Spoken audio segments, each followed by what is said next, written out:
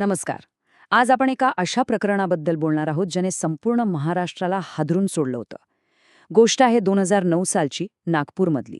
एका high profile राजकीय नेत्याच्या घरी त्यांच्या गाडीत एका 7 वर्षांच्या मुलीचा मृतदेह सापडतो.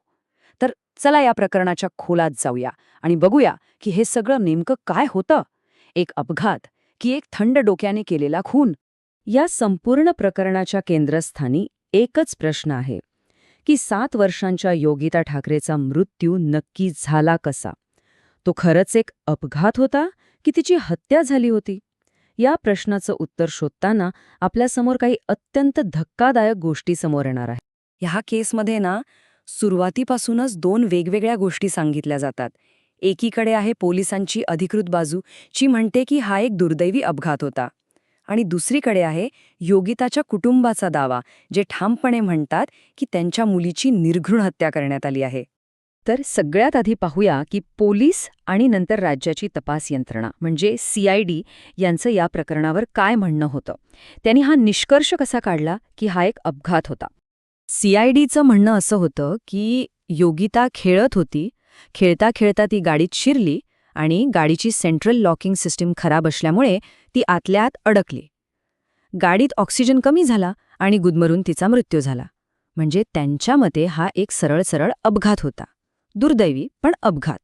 आणि याच थिअरीच्या आधारावर CIDने कोर्टात 2 वेळा एक रिपोर्ट दाखल केला, ज्याला सारांश किंवा समरी रिपोर्ट म्हणतात. आता याचा सरळ अर्थ काय? तर पोलिसांच्या मते इथे कोणताही गुन्हा घडलेलाच नाहीये, त्यामुळे ही केस बंद करा.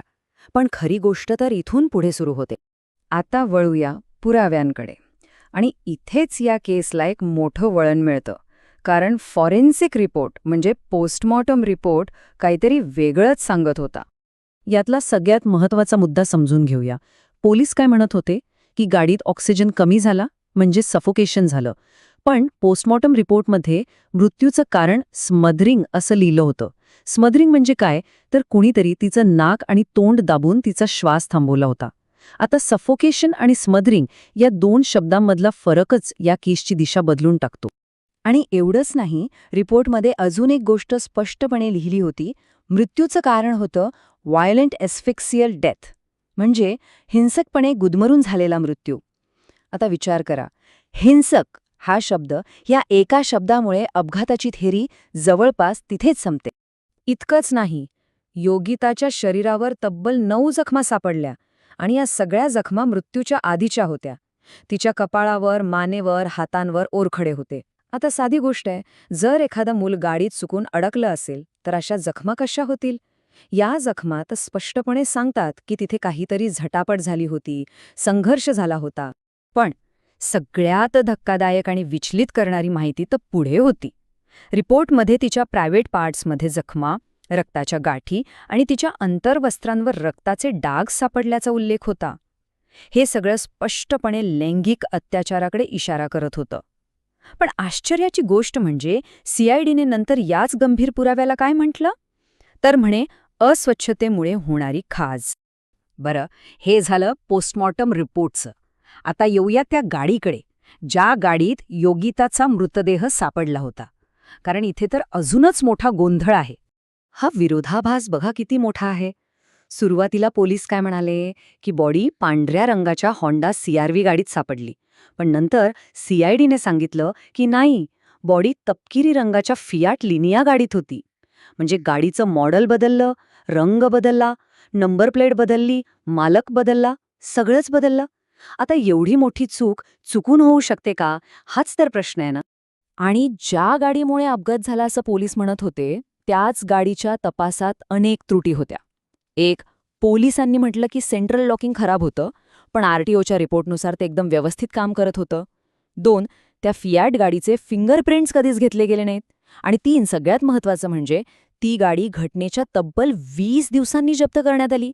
म्हणजे तोपर्यंत तर कितीतरी पुरावे नष्ट झाले असतील, नाही? आता ह्या सगळ्या गोंधळात एका बाजूला तपास यंत्रणा होत्या आणि दुसऱ्या बाजूला होतं एक कुटुंब जे आपल्या मुलीसाठी न्यायाची मागणी करत होतं. योगिताचे आई-वडील अशोक आणि विमल ठाकरे, त्यांची व्यवस्थेविरुद्धची एक लांब आणि खरंच खूप थकवणारी लढाई इथून सुरू झाली.